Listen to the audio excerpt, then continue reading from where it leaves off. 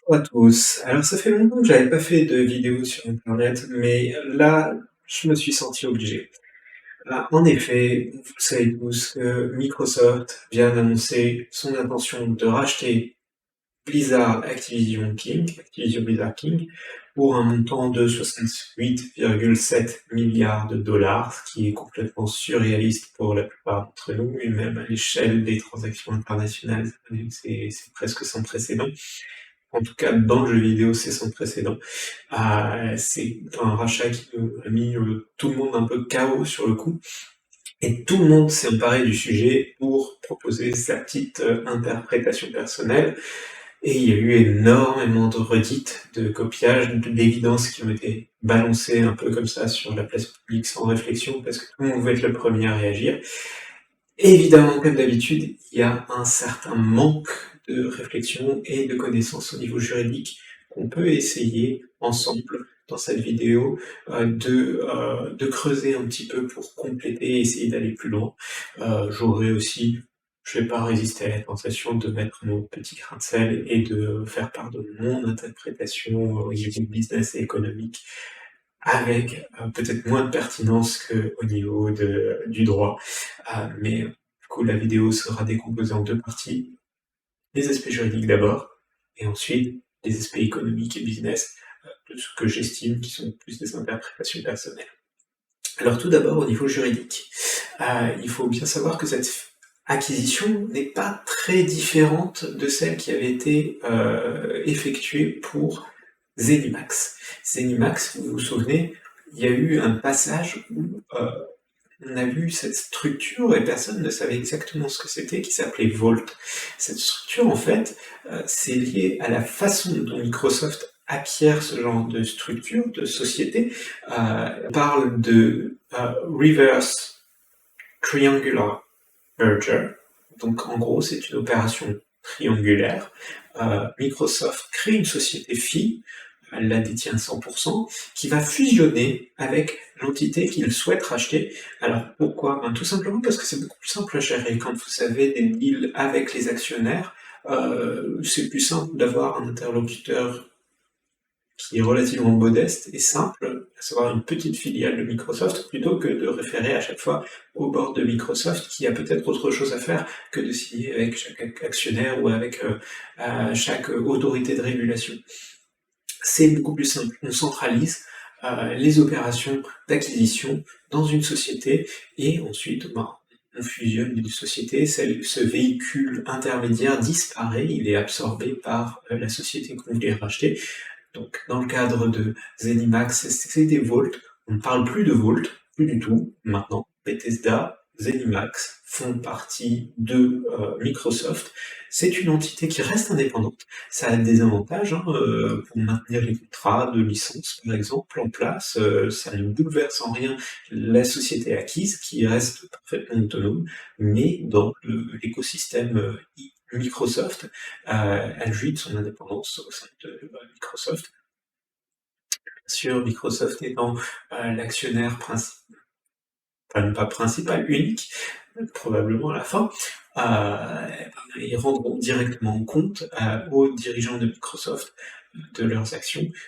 Et c'est pour ça qu'à la tête de Microsoft Gaming, maintenant, nous avons Phil Spencer, et probablement il délègue les gestions Xbox ensuite à la relève, puisque Phil Spencer, en dépit de tout ce qu'on pense de lui au niveau Xbox, il n'est pas éternel, même s'il a, à mon sens, un petit peu sauvé la marque, il finira bien par partir, et il assure déjà, il commence déjà à préparer la relève, et donc il s'est un petit peu élevé et laissera dans les années à venir plus de place à ses subordonnés actuels qui prendront la tête une fois qu'il sera à la retraite.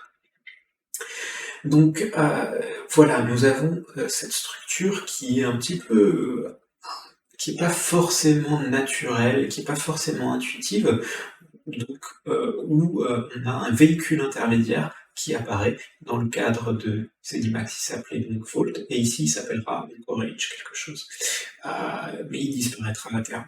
Donc voilà, c'est pour ça qu'on a ces structures intermédiaires, vous avez l'explication de ça. Maintenant, on a aussi beaucoup entendu parler des conditions nécessaires pour la réalisation du deal. Alors, il est évident que celle qui est la plus problématique et qu'on va traiter en premier, c'est la condition d'approbation par les régulateurs chargés de la protection des lois, enfin, en tout cas de l'application des lois antitrust, mais pas que. Ces institutions ne sont pas là seulement pour faire respecter donc, les lois antitrust, elles sont là aussi pour protéger les consommateurs. Aux États-Unis, on a la Federal Trade Commission qui va donc se charger de toiser ces questions. Elle ne va pas donner son autorisation, elle ne va pas donner le feu vert, le blanc-seing pour la réalisation de l'opération. Elle va juste dire je ne m'oppose pas à ce que l'opération se réalise. Quand elle va faire ça, elle va pas abandonner tous les pouvoirs en disant maintenant vous faites ce que vous voulez, c'est fini, j'ai fait mon travail. Elle va continuer à surveiller la situation pendant une certaine période, a priori 10 ans, parce que je suis pas un expert en droit américain, mais a priori pendant 10 ans, elle a le pouvoir de dire ah finalement je voyais pas de problème, mais en fait il y en a, et donc elle pourra revenir sur ce qu'elle a dit et imposer des choses supplémentaires à Microsoft pour éviter la constitution d'un monopole, mais aussi, et là c'est quelque chose qui est souvent oublié, la protection du consommateur, parce que ça peut perturber l'équilibre du marché et donc aboutir par exemple à une augmentation des prix, qui peut aujourd'hui dire non, les prix augmenteront pas, par exemple sur le Game Pass. Ça, non seulement on ne sait rien, mais en plus c'est probable que ça arrive. Et donc là, ça dépendra un petit peu de la personne qui traitera le dossier à la FTC, mais évidemment, ils peuvent s'interroger, poser des questions et dire non, finalement, je suis pas d'accord, ou alors il faut faire des aménagements, etc., ou donner des garanties supplémentaires. C'est absolument pas certain que ça passe. Tout le monde a l'air de dire non, mais Microsoft, même en rachetant Activision Blizzard, ils ne seront que les troisièmes acteurs au niveau mondial, ça reste loin du monopole, donc ça posera aucun problème. Non, c'est pas comme ça que ça fonctionne. Oui, ça peut poser des problèmes, et d'ailleurs, ben, on le voit, les actionnaires ont vendu leurs actions, ou en tout cas, il y a eu des rachats massifs. Les actions ont fortement bondi pour Activision Blizzard, de l'ordre de 30%, je crois. Donc les actions ont fortement bondi pour Activision Blizzard, de l'ordre de 30 $, je crois, à peu près. On était aux environs de 50 $, c'est passé à 88 $, 90 $. Maintenant, on est un peu à l'équilibre entre 80 et 85 $ pour l'action Activision Blizzard. Ce qui veut dire que Microsoft propose de racheter à 95 $. Si on achète les actions 10 $ de moins, c'est qu'on est encore pas certain que l'opération se fasse.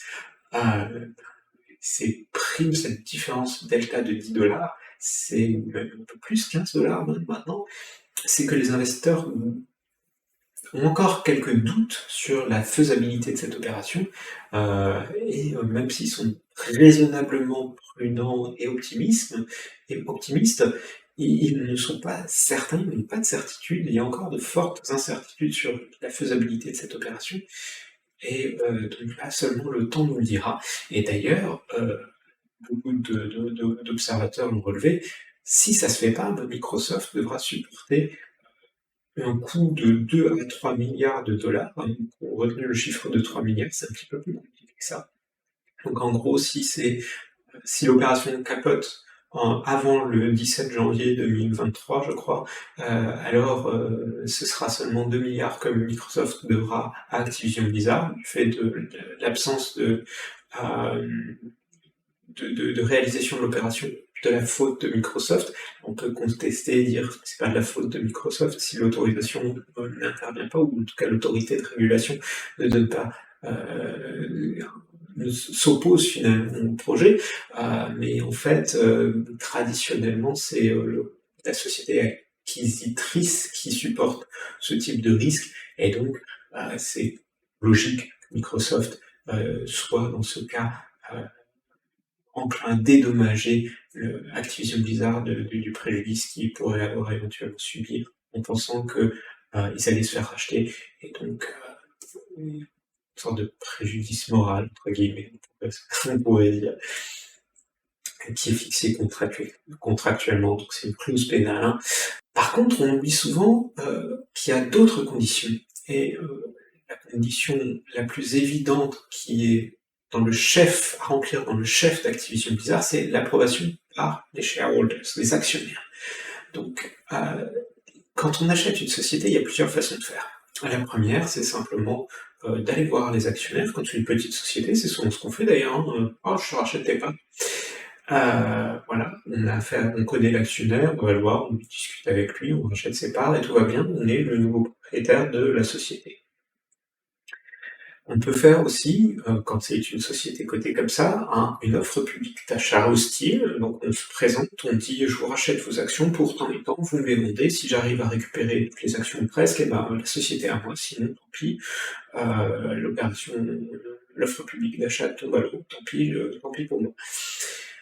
Il y a encore une autre option, et c'est la plus simple dans ce cas-là, c'est de discuter avec la société elle-même, et ensuite, puisqu'on ne connaît pas tous les actionnaires, les actionnaires approuvent ou pas cette transaction.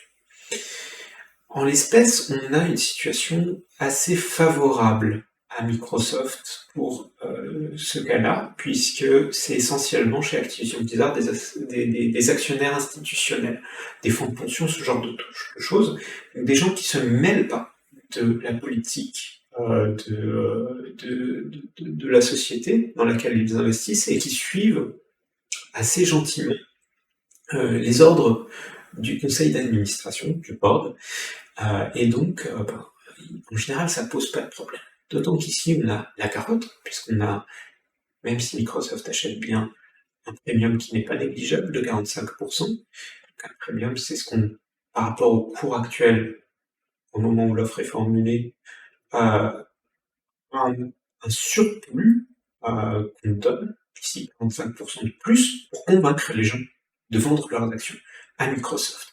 Parce que s'ils les vendaient sur le marché, ils toucheraient beaucoup moins. En l'espèce, ils auraient touché 50$ en les vendant comme ça à la bourse, tandis que Microsoft leur offre 95$. Donc c'est une carotte pour que l'actionnaire vende. Mais il y a aussi le bâton. Et ça, presque personne n'en parle, c'est que si Activision Blizzard n'obtient pas la ratification de la convention par les actionnaires, eh bien alors Activision Blizzard devra payer 2 270 100 000 $ précisément, je crois, si mes souvenirs sont exacts, à Microsoft, également une clause pénale, pour le même préjudice, Microsoft pouvant penser légitimement qu'ils allaient acheter la société et prévu des plans dans ce sens, il se retrouve dans une situation qui mérite un dédommagement qui est fixé contractuellement à ce montant-là. Voilà, je pense qu'on a déjà un petit peu déblayé l'aspect juridique, hein, vous voyez que c'était pas si compliqué, il n'y a pas tellement de choses à dire non plus, mais ça fait du bien en le disant quand même. Donc voilà, vous pourrez un petit peu expliquer pourquoi il y avait un Volt dans la transaction avec Zenimax et pourquoi il y aura également une société dans le cadre de la transaction avec Activision Blizzard King, mais aussi que, attention, ne mettez pas la charrue avant les bœufs, tout n'est pas encore joué, ça fait toujours du bien de le rappeler.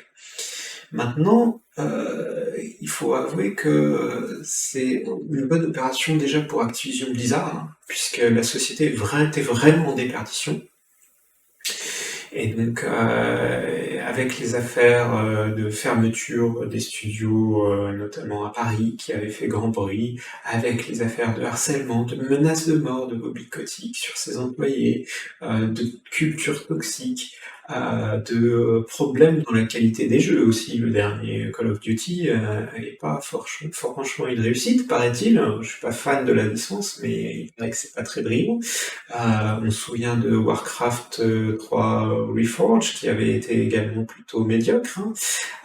Heureusement, il y a eu aussi des aspects positifs. Diablo Resurrected était vraiment excellent. Donc, il se retrouve dans une situation où l'action avait plongé depuis un an, cessé de s'enfoncer depuis un an. Et donc, ce rachat, il est pas arrivé par hasard. Bobby Kotick cherchait des solutions. Il a cherché à augmenter le prix de sa société, de retrouver, une croissance dans la valeur de l'action, mais aussi potentiellement des acquéreurs, pour, essayer de réparer un petit peu tous les dégâts qu'il avait pu causer. Alors, il avait largement gagné son argent en faisant grimper, parce que Activision Blizzard, c'est lui qui l'a aussi monté aussi haut, hein. Il faut pas l'oublier non plus, mais il s'est retrouvé acculé à force de multiplier les erreurs et les actions franchement contestables. On était arrivé à un point où pour la première fois il y avait potentiellement un syndicat qui allait se créer dans une société de jeux vidéo pour justement marquer cette opposition du personnel aux activités de la direction et principalement de Bobby Kotick, qui a de toute évidence, puisqu'il est toujours là, malgré depuis un an, toutes les contestations qui se sont fait jour, et les preuves et les témoignages qui ont été apportés, il est toujours là. Le board continue de lui accorder sa confiance, de là à dire qu'il est complètement acquis à Bobby Kotick, il n'y a pas, et de là à dire qui est Bobby Kotick a des moyens de pression ou de la famille dans le board ou je ne sais quoi, on est vraiment dans une situation où on peut se poser la question tellement ça paraît surréaliste qu'il soit toujours présent dans la société. Et d'ailleurs, il a été confirmé que Bobby Kotick resterait, dans un premier temps en tout cas, à la direction d'Activision Blizzard King. Pourquoi? Parce qu'il a dû négocier ça dans son contrat, et j'espère, l'avenir nous le dira, qu'une fois que ce sera entériné et plus susceptible de quoi que ce soit, Bobby Kotick prenne son chèque, aille gentiment se reposer sur une plage en sirotant des cocktails. C'est triste que quelqu'un qui ait fait potentiellement autant de dégâts s'en sorte aussi bien, mais hélas, c'est quelque chose qu'on voit très souvent dans ce genre de situation. Il a su se rendre indispensable, et le déboulonner est très très complexe et très très coûteux pour la société. Et c'est très dommage. Mais c'est pas la première fois que ça arrive, et c'est assez fréquent. Mais c'est surtout pour Microsoft que le deal est vraiment intéressant. Bon, déjà, on l'a vu, ils ont acheté finalement au même prix, sans premium, hein, en fait, que la valorisation de la société il y a un an. C'était même un peu supérieur. Donc ils ont acheté un très très bon prix en fait, Activision Blizzard, par rapport à sa valorisation boursière. Est-ce que c'est une bonne opération vu le montant complètement délirant que ça constitue? Ça c'est encore un autre débat. Mais par rapport à ce que les marchés valorisaient au niveau de l'Activision Blizzard, oui, Microsoft s'en tire très bien, d'autant que c'est une des rares sociétés dans le monde capable de redresser la barre et de remettre Activision Blizzard King dans une position antérieure, sa position antérieure, créative et efficace, et sans ces problèmes internes de droit du travail. Microsoft a une politique RSE qui est plutôt favorable aux salariés. Microsoft a l'infrastructure. Microsoft a tout un tas d'éléments qui permettent de rétablir la situation chez Activision Blizzard King, et ça, je pense que les marchés sont parfaitement conscients de ça. S'il y a bien quelqu'un qui est capable de faire ça, c'est bien Microsoft.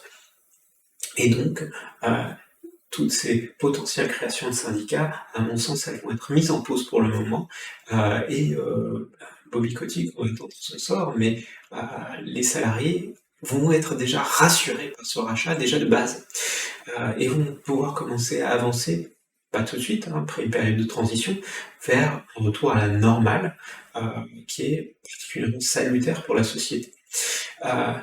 Mais au-delà de ça, Microsoft a beaucoup à gagner sur différents aspects. Alors déjà, bien sûr, le Game Pass qui hérite d'un back catalogue ancien.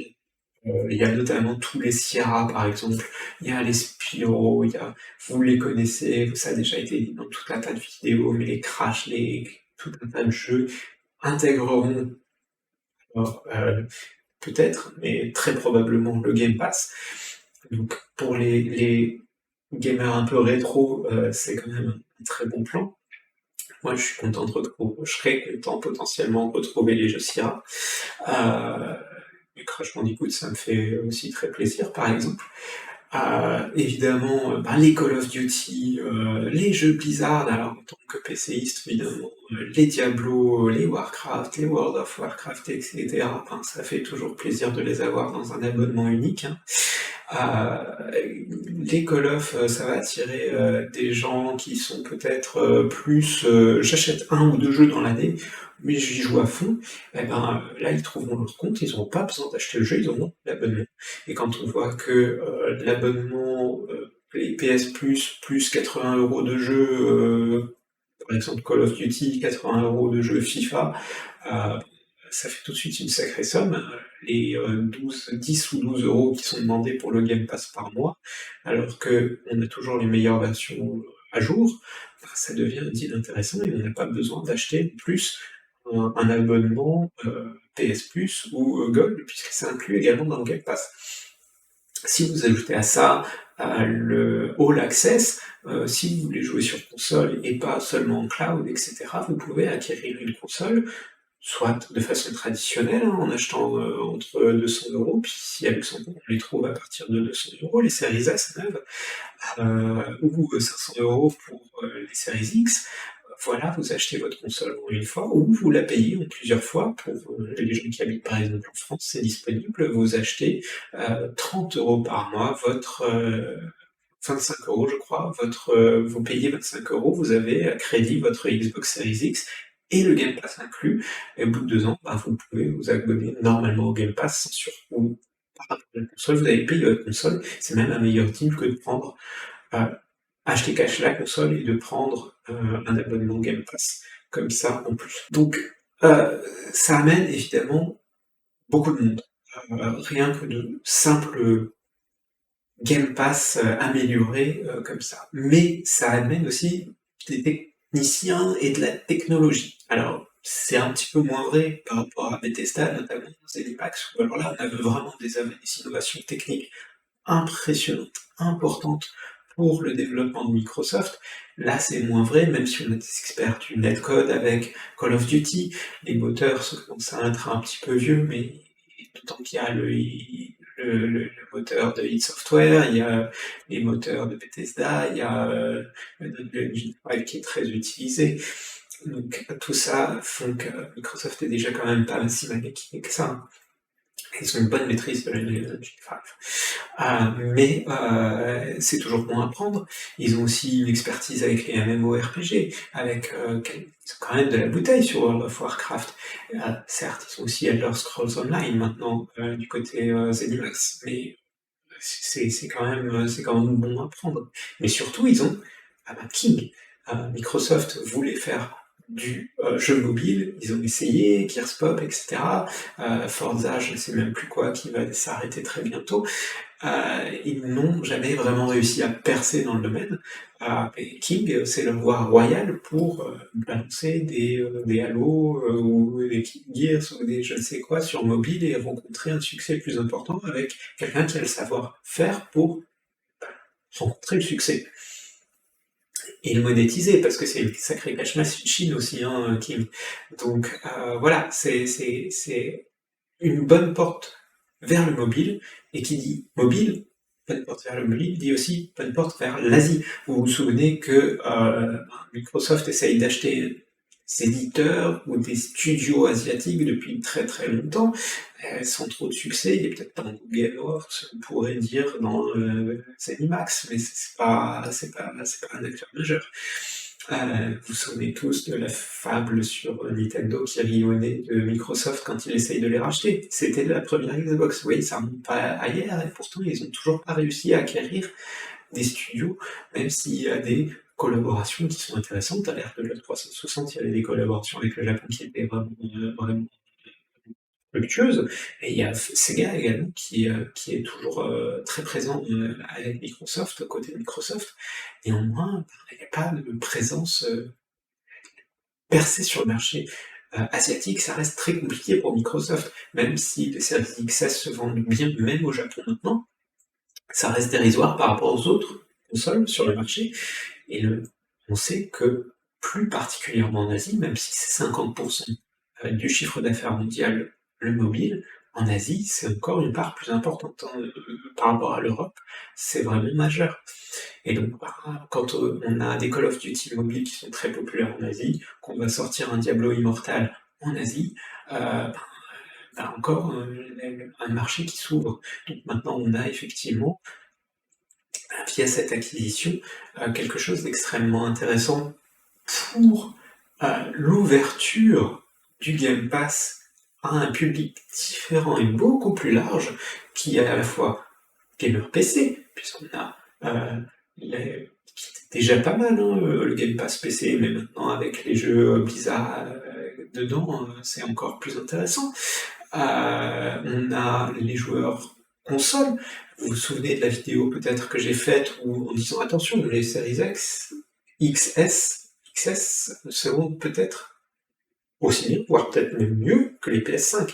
Tout le monde disait non, ces séries XS se vendent 2 fois moins bien que les PS5. Et on a constaté, avec une affirmation récente, que les XS se vendaient toujours au moins aussi bien que les anciennes consoles Microsoft, là où la PS5 se vend un petit peu moins bien que la PS4 parce qu'il n'y a pas cette disponibilité, mais les séries XS sont plus facilement produites pour la série S, du coup ils arrivent à en vendre plus, et du coup en fait ils sont à minima au coude à coude les deux consoles. Vous voyez, donc même Oscar Le Maire s'y était mépris. Donc la part de marché de Microsoft sur les consoles augmente. Donc elle augmente sur PC, elle augmente au niveau des consoles, et elle augmente également au niveau du mobile avec le rachat de King, et avec à chaque fois un petit lien vers le Game Pass. Achetez l'abonnement Game Pass, vous aurez accès à tout ça sur votre téléphone, sur votre ordinateur, sur votre console, sur votre Smart TV, mais en plus vous avez des avantages exclusifs sur tel et tel free-to-play de la gamme, et ça va intéresser de plus en plus de gens. Et là où maintenant on nous annonce 25 millions d'utilisateurs Game Pass, on pensait que le plafond, la masse critique, c'était 50 millions d'utilisateurs pour le Game Pass. On n'imaginait pas ça grossir beaucoup plus au-dessus. Maintenant, avec le rachat de Activision Blizzard King, ouais, on peut dépasser les 100 millions, voire plus. Et on comprend mieux, nous, on vise les 2 milliards de joueurs potentiels. C'est évidemment pas forcément 2 milliards de souscriptions Game Pass, mais on peut imaginer vraiment un modèle à la Netflix avec 300 millions d'abonnés pour Netflix à l'heure actuelle. C'est envisageable. Maintenant, avec ce genre de situation. Et petit point incident, j'ai envie de dire, hein, parce que Microsoft, avec ce rachat, nous démontre que il ne joue plus du tout dans le même cours que Sony, c'est que ça met des bâtons dans les roues de Sony. Alors évidemment, c'est peut-être pas l'objectif principal, hein, mais quand on sait que Call of Duty c'est la vente principale sur les consoles PlayStation, sur les consoles en général, la plus grosse vente, ou dans les 3 premiers sur tous les territoires du monde, toutes les années que Dieu fait, ça fait beaucoup d'argent pour Sony, qui vend ses Call of Duty sur sa console, qui prend 30% des ventes quand c'est vendu sur son store. J'imagine que ça doit se vendre plutôt très bien en dématérialisé, mais qui a aussi, on l'a dit tout à l'heure, des gens qui prennent le PS Plus pour jouer exclusivement à Call of Duty FIFA, de jeux qui sont, même si FIFA arrive un peu plus tard, de jeux qui sont sur le Game Pass. Maintenant, Day One pour Call of Duty, sans avoir besoin de payer ce PS Plus, ça fait d'autant moins de PS Plus sur la console de Sony, puisque si ces gens ne jouent qu'à ça et qu'ils peuvent l'avoir gratuitement à côté, sans surcoût à côté, ils seront plutôt enclins à aller à côté. Et ça fait autant une hémorragie de joueurs pour PlayStation. Et donc moins de revenus pour les jeux, moins de revenus pour les microtransactions, moins de revenus pour les abonnements PS Plus. Ouais, c'est un coup dur pour Sony, c'est sûr. Alors, c'est à tempérer parce que Sony a affirmé avoir des relation contractuelle avec Activision Blizzard qui empêche que le jeu devienne, Call of Duty devienne exclusif à un environnement, donc qui doit rester multiplateforme, mais forcément ce deal est temporaire, s'il l'est pas, il peut être dénoncé à tout instant, donc c'est encore pire. Donc pour commencer, il faut bien avouer que Microsoft a confirmé qu'il respecterait les engagements contractuels, ça c'est évident. Et il a aussi dit, on a le désir de laisser les licences Call of Duty sur PlayStation. Mais ça veut dire pas grand-chose en fait. Ça peut vouloir dire, vous avez votre Call of Duty sur PlayStation, c'est le free-to-play. Voilà, les autres ils sortent exclusivement sur Series X. Ça peut vouloir dire aussi, oui, on met le Call of Duty sur PlayStation, mais à travers le xCloud, vous autorisez le Game Pass sur la PlayStation. C'est faire entrer le loup dans la bergerie. Et ça, je pense pas que Sony soit trop pour non plus. Est-ce qu'ils auront le choix? Ça, c'est encore une autre question. Ça peut vouloir tout dire, tout un tas de choses qui ne veulent pas dire nécessairement que Call of Duty restera sur PlayStation, même si PlayStation essaye de rassurer les actionnaire, et même si Microsoft joue un petit peu le jeu, parce qu'ils ont tout intérêt à le faire aussi, vis-à-vis des autorités de la concurrence qui sont en train d'étudier le dossier ou qui vont l'étudier dans très peu de temps. Donc ils veulent un peu, et qui se disent pas trop clairement qu'ils vont laisser le jeu sur PlayStation. Vous voyez, quand on lit un petit peu entre les lignes, on se rend compte que c'est loin d'être clair. Et ils ont tout intérêt à ne pas le dire clairement. Donc méfiez-vous beaucoup, ne prenez pas, comme je peux le voir sur JV.com par exemple, oui, c'est confirmé, Call of Duty restera bien sur PlayStation. Non, personne n'a dit ça, personne. Faites attention, pas de raccourci. Voilà, donc je pense qu'on a fait plus ou moins le tour de toutes les questions. Et donc, n'hésitez pas à me poser des questions si vous en avez. Voilà, si cette vidéo vous a plu, si vous avez appris des choses intéressantes et que vous estimez que ces infos méritent d'être partagées, faites-le, mettez un pouce bleu, partagez sur les réseaux sociaux, parlez-en autour de vous, ça me fera plaisir, et puis je vous dis peut-être, je suis pas très régulier sur la plateforme, mais peut-être à bientôt.